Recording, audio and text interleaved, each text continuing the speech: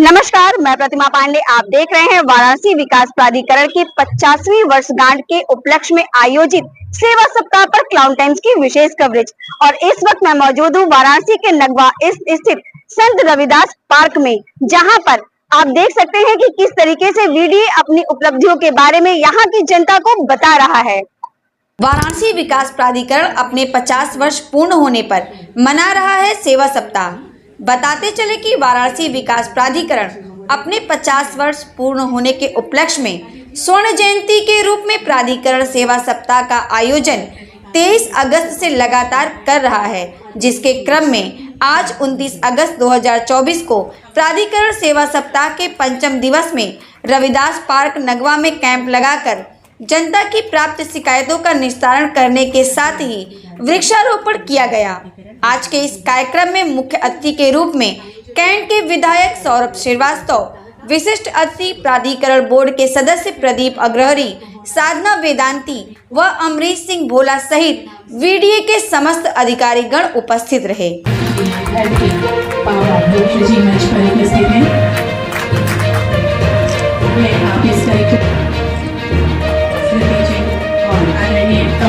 की परंपरा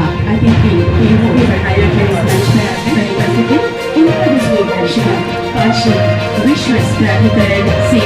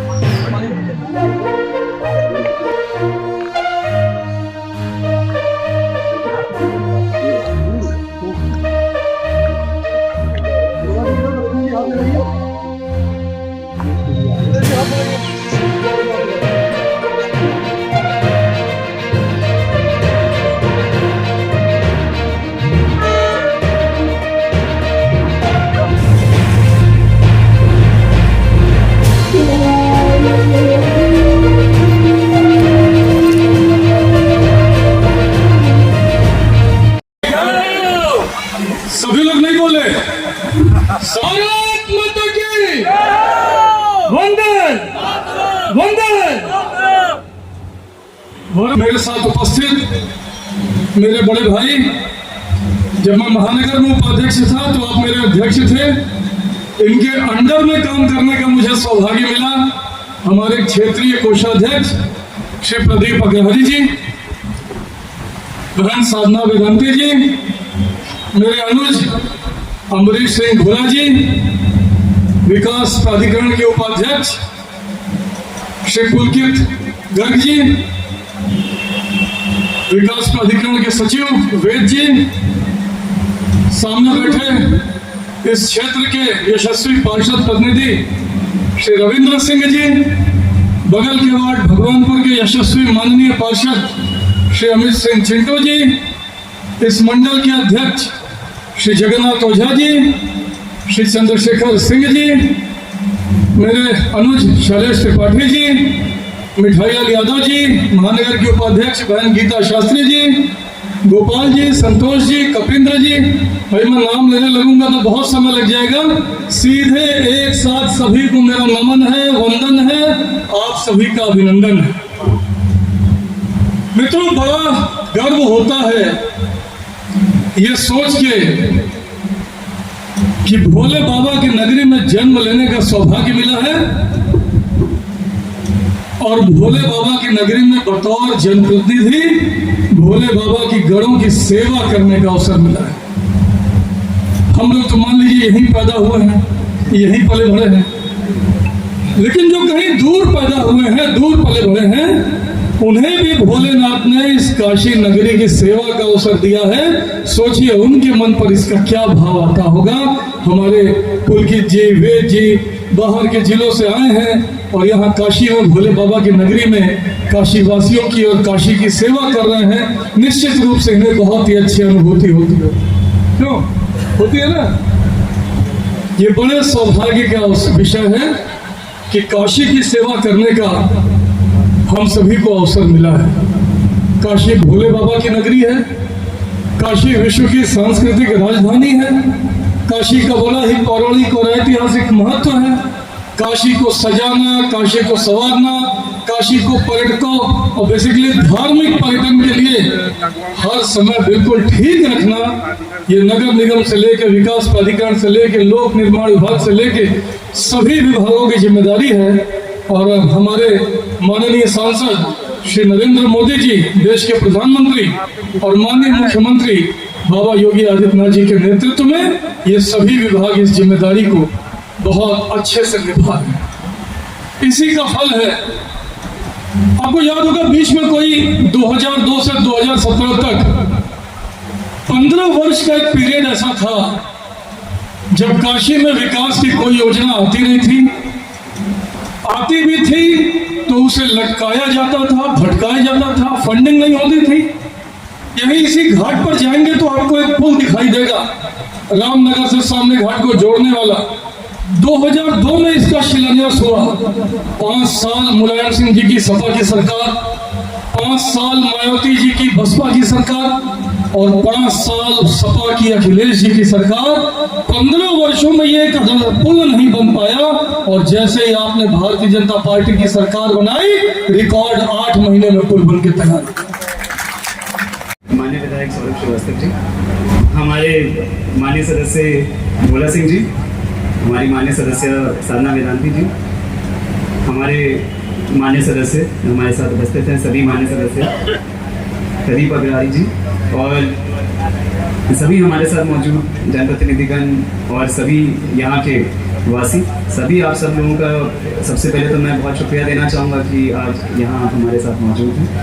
आज जो एक विशेष ये कैंप आयोजित किया गया है, उसका मुख्य मकसद जो है, सबसे पहला मकसद है उसका कि हम अपनी रिपोर्ट कार्ड जो है वो आपके सामने रखें कि पिछले 50 सालों में वाराणसी विकास प्राधिकरण द्वारा क्या क्या कार्य किए गए हैं, क्या उपलब्धियां रही और साथ साथ आगे क्या किया जा सकता है। इस पे एक विचार गोष्ठी जो आप सब लोगों के माध्यम से निकल कर आएगा वो हमारे लिए बहुत उपयोगी रहेगा। सबसे पहले मैं ये बताना चाहूँगा कि जो मुख्य उद्देश्य होता है प्राधिकरण का, 1974 में 20 अगस्त 1974 को जब प्राधिकरण बना, सबसे पहला उद्देश्य होता है सुनियोजित विकास, प्लान डेवलपमेंट। इसका अर्थ ये है कि उस प्लान डेवलपमेंट के माध्यम से सबसे पहले हम डिसाइड करें कि कहाँ पर कौन सी गतिविधि को अलाउ किया जा सकता है। रेजिडेंशियल एरियाज अलग रहें, कमर्शियल अलग रहें, इंडस्ट्रियल अलग रहें, एग्रीकल्चर अलग रहे।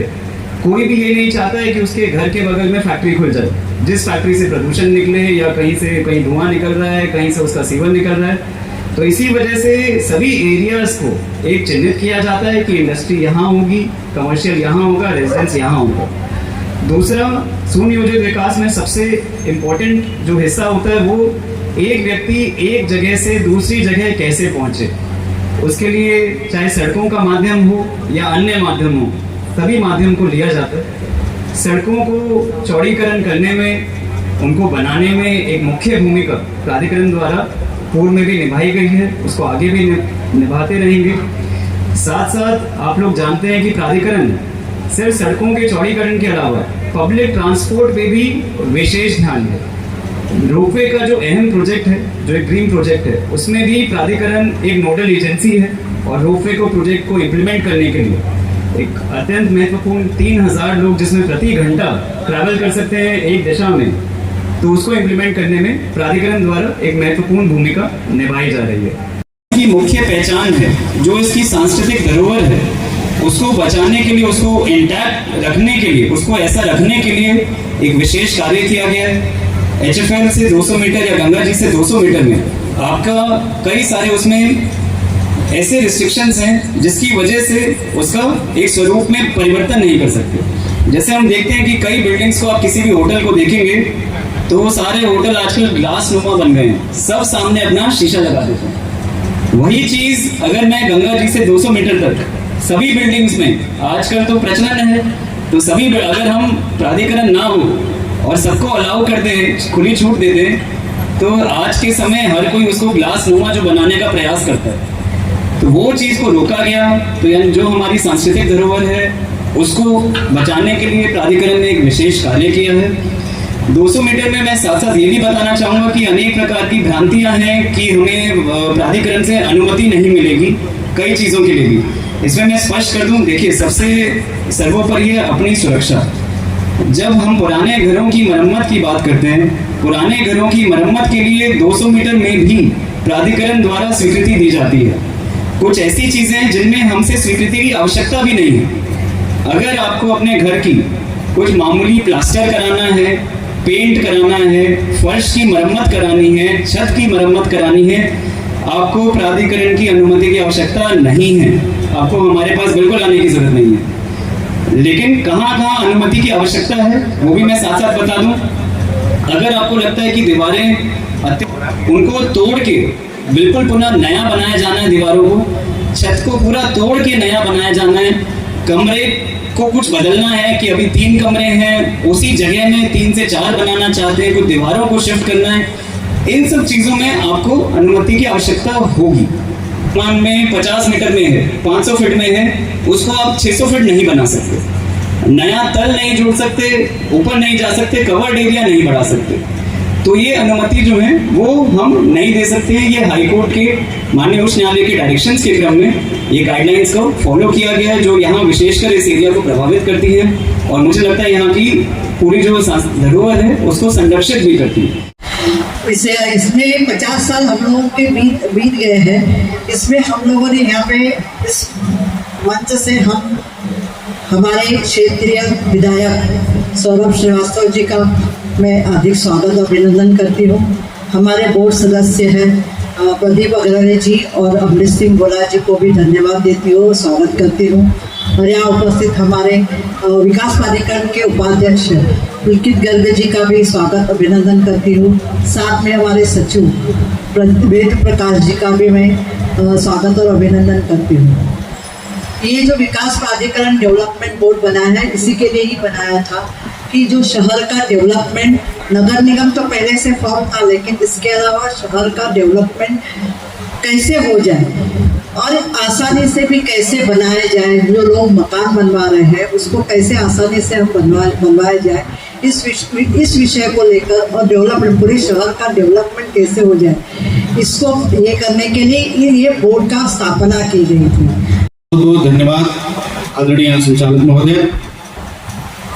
मैं चाहूंगा कि मैं अपनी बात को प्रारंभ करूं, उससे पहले एक बार माँ भारती का जय घोष आप सबके द्वारा हो जाए। बोलिएगा भारत माता की, भारत माता की, भारत माता की, वंदे वंदे वंदे नमः पार्वती पते हर हर महादेव। बहुत बहुत धन्यवाद। आज रविदास पार्क के इस पावन प्रांगण में आयोजित वाराणसी विकास प्राधिकरण के 50वें वर्षगांठ के उपलक्ष्य में आयोजित इस कार्यक्रम में हम सबके बीच में कैंट विधानसभा के लोकप्रिय नेता विधायक, हम सबके गार्जियन आदरणीय सौरभ श्रीवास्तव जी और वाराणसी विकास प्राधिकरण के मानद सदस्य, भारतीय जनता पार्टी वाराणसी महानगर के पूर्व महानगर अध्यक्ष आदरणीय प्रदीप अग्रवाल जी, साधना वेदांती जी और लोकप्रिय उपाध्यक्ष जिनके सानिध्य में वाराणसी विकास प्राधिकरण बहुत ही सराहनीय काम कर रहा है, ऐसे पुलकित गर्ग जी, सचिव आदरणीय वेद प्रकाश मिश्रा जी, बीएन दुबे जी, रविंद्र पार्षद बड़े भाई रविंद्र सिंह जी, सुरेश मिश्रा जी और यहाँ के जोनल अधिकारी आदरणीय प्रमोद तिवारी जी, आदरणीय राकेश सिंह जी, रमेश चंद्र दुबे जी, अरविंद शर्मा जी, गोपाल सिंह जी और सभी इस क्षेत्र के सम्मानित सभी जनों का मैं हृदय से अभिनंदन करता हूँ कि आपने वाराणसी विकास प्राधिकरण के इस कार्यक्रम में उपस्थित होकर के जो 50 वर्षों से वाराणसी विकास प्राधिकरण ने वाराणसी को सुनियोजित तरीके से बसाने का काम किया है। और मैं बताना चाहूँगा कि वाराणसी विकास प्राधिकरण के साथ साथ प्रदेश में बहुत सारे प्राधिकरणों ने भी अपने 50 वर्ष पूरे किए, लेकिन मात्र एक वाराणसी विकास प्राधिकरण है जो अपना ये साप्ताहिक कार्यक्रम पूरे उत्साह पूर्वक कर रहा है। जो है एक सप्ताह का कार्यक्रम लेकर के वाराणसी विकास प्राधिकरण शहर के अन्य क्षेत्रों में सबके बीच में उपस्थित होकर के अपने कार्य के बारे में बताने का काम कर रहा है और समाधान के लिए भी यहाँ पे कैंप का आयोजन किया जा रहा है। मैं इसके लिए पूरे वाराणसी विकास प्राधिकरण की टीम को और उपाध्यक्ष महोदय को विशेष तौर पे बधाई देता हूँ कि आपने 50 वर्ष पूर्ण होने पे जो सेवा सप्ताह का कार्य आपने शुरू किया, निश्चित तौर पे इसका लाभ काशी वासियों को प्राप्त हो रहा है। और बहुत सारी जानकारी, जैसे कि आपने बताया कि निर्माण के लिए बहुत सारे लोगों को जानकारी नहीं हो पाती है, उसके ब्याह में वो कार्य कर बैठते हैं, बाद में उनको पछतावा भी होता है कि नहीं हमको ये जानकारी हो जाती तो मैं इस प्रकार से मैं कार्य करता हूँ। तो जो आपने प्रारंभ किया है कार्य निश्चित तौर पे सराहनीय है। मैं पूरी टीम को हृदय से बधाई देता हूँ। विश्व की सबसे पुरानी नगरी काशी, बाबा भोलेनाथ की जटा से निकली माँ गंगा के तट पर बसी काशी। यहाँ पर जैसा कहा जाता है कि माँ अन्नपूर्णा का वास है, यहाँ काशी में कोई भूखा सोता नहीं, जिसकी रक्षा बाबा काल भैरव स्वयं करते हैं।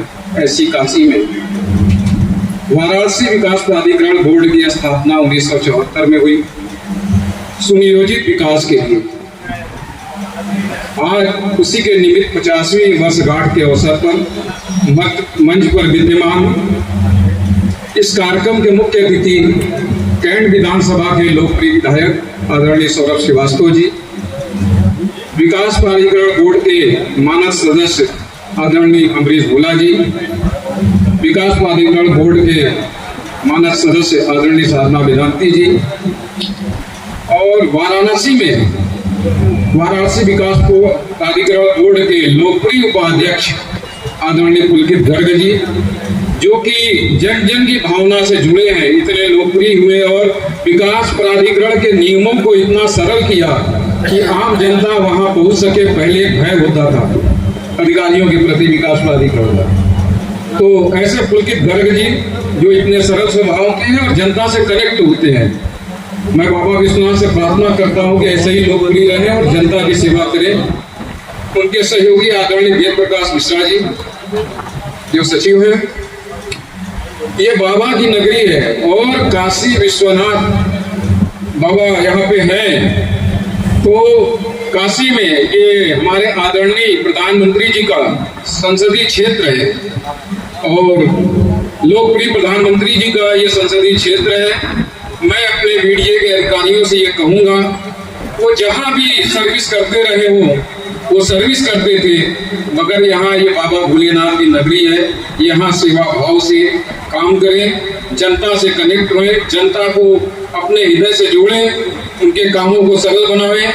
ऐसी हमारी विकास प्राधिकरण बोर्ड के लोगों से प्रार्थना है। 50 वर्ष आज वाराणसी विकास प्राधिकरण अपने विकास की गति को, इस राष्ट्र को विकसित करने में पूरी तरह से सहयोगात्मक रुख अपनाते हुए शून्य से शिखर की तरफ यात्रा करते हुए आगे बढ़ रहा है और 50 वर्ष पूरे होने के उपलक्ष्य में स्वर्ण जयंती समारोह मनाया जा रहा है, जिसका आज 5वां कार्यक्रम हमने आयोजित किया है। इस संत गुरु रविदास की पवित्र धरती से, काशी के पौराणिकता की पवित्र धरती से हम इस कार्यक्रम के मुख्य अतिथि, अति क्रियाशील व्यक्तित्व, आम जनमानस को सहज उपलब्ध, मुखर स्पष्ट एवं पारदर्शी स्वभाव, तोड़ने नहीं जोड़ने में विश्वास रखने वाले, हमारे आम जनमानस में अत्यंत लोकप्रिय विधानसभा कैंट के माननीय विधायक श्री सौरभ श्रीवास्तव जी, प्राधिकरण बोर्ड के माननीय सदस्य, संतुलित व्यक्तित्व से परिपूर्ण श्री प्रदीप अग्रहरी जी, प्राधिकरण बोर्ड के व्यक्तित्व एवं टीम वर्क में विश्वास रखने वाले सबके प्रिय श्री अमरीश सिंह भोला जी, प्राधिकरण बोर्ड की माननीय सदस्य संघर्षशील एवं जुझारू व्यक्तित्व से परिपूर्ण श्रीमती साधना वेदांती जी, इस कार्यक्रम की अध्यक्षता कर रहे हमारे परिवार के मुखिया, जनमानस में अपने व्यवहार से अत्यंत लोकप्रिय हमारे उपाध्यक्ष महोदय, मंचासीन हमारे सचिव महोदय एवं सामने उपस्थित क्षेत्रीय पार्षद प्रतिनिधि श्री रविंद्र सिंह जी, अन्य गणमान्य व्यक्ति एवं जनमानस के उपस्थित लोग, हम वाराणसी विकास प्राधिकरण की तरफ से आपका इस कार्यक्रम में हार्दिक स्वागत करते हैं। इस वक्त हमारे साथ है वाराणसी के लोकप्रिय उपाध्यक्ष पुलकित गर्ग। आइए इसे जानते हैं वीसी साहब, ये जो है विकास प्राधिकरण के 50 वर्ष पूरे होने पर और आपने सेवा सप्ताह रखा है, इस सेवा सप्ताह का पूरा कार्यक्रम क्या है और इसमें जो है किस किस तरीके की सुविधाएं यहाँ के आम नागरिकों को दी जा रही हैं और इसके संदर्भ में आप काशी की जनता से क्या कहना चाहेंगे? जी, देखिए, ये सेवा सप्ताह इसलिए आयोजित किया गया है कि ताकि हम सभी अलग अलग अपने जोन्स में लोगों के पास पहुंच सकें और नजदीक पहुंच सकें और वहां अपनी जो पिछले 50 सालों में काम पूरे किए हैं अपनी रिपोर्ट कार्ड लोगों के सामने रख सकें, अपनी उपलब्धियां रख सकें, साथ ही साथ उनके सुझाव प्राप्त करें कि उनकी क्या मांग है, कि ये आवश्यकताएं हैं जो विकास प्राधिकरण को करना चाहिए, वो भी इस कैंप में निकल कर आता है। इसके साथ साथ हमारे जो विभिन्न इंजीनियर्स हैं, विभिन्न संपत्ति विभाग के लोग हैं या अन्य इंजीनियरिंग विभाग के लोग हैं, वो सभी यहाँ पर मौजूद है। यहाँ जो भी लोग अपना नक्शा पास कराना चाहते हैं वो इन कैंप्स में आ सकते हैं। हम साथ साथ उसको नक्शा पास उनको भी मौके पे करके दे रहे हैं।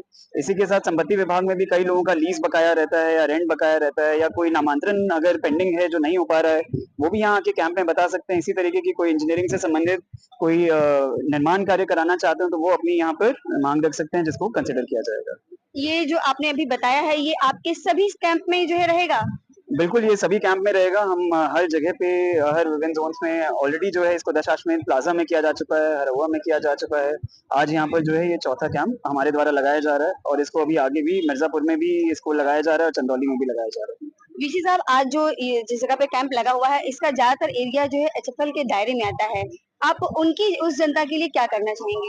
देखिए, इसमें माननीय उच्च न्यायालय के डायरेक्शन से क्रम में एचएफएल एरिया लगा है। इसमें हमने कुछ सॉल्यूशंस निकाले हैं जिसको यहाँ के लोगों को उससे लाभ होगा। सबसे पहला हम एक ड्रोन सर्वे करा रहे हैं। जो यहाँ पे पूर्व में सर्वे हुआ था एचएफएल का 73.9 मीटर्स पे हुआ था, उसको हम एक बार सत्यापित करा रहे हैं कि जो सर्वे हुआ था क्या वो सर्वे ठीक था, कोई एजेंसी की तरफ से कमी तो नहीं थी। वो सर्वे की रिपोर्ट भी, हमारे ड्रोन सर्वे की रिपोर्ट भी बहुत ही जल्दी, मुझे लगता है अगले 1 सप्ताह से 10 दिन में वो रिपोर्ट्स आ जाएंगी। तो हम चेक करके अगर संभावना है तो हम एचएफएल को जो सर्वे है उसके हिसाब से हम मॉडिफाई करना चाहेंगे। साथ साथ यहाँ पे अगर हमारे गेट्स लग जाते हैं, स्लूज गेट्स लग जाते हैं, चाहे वो विभिन्न नाले हों या अस्सी नदी पर हो, तो वो गेट लगने से जो आगे का क्षेत्र है जो भी बाढ़ प्रभावित हो जाता है, जब काफी अधिक पानी रहता है, तो वो भी बाहर होगा। इसके संबंध में भी योजना जो है वो बनाई जा रही है। जैसा कि अभी आप सभी ने सुना कि वीसी साहब ने बताया है कि एचएफएल के जो क्षेत्र हैं उनको बाढ़ मुक्त करने की ओर वीडियो काम कर रहा है। क्लाउड टाइम्स की खबरों को यूट्यूब चैनल पर आगे भी देखने के लिए चैनल को लाइक करें, सब्सक्राइब करें, बेल आइकन को प्रेस जरूर करें। क्लाउड टाइम्स की खबरों को फेसबुक पेज पर देखने के लिए पेज को लाइक जरूर करें।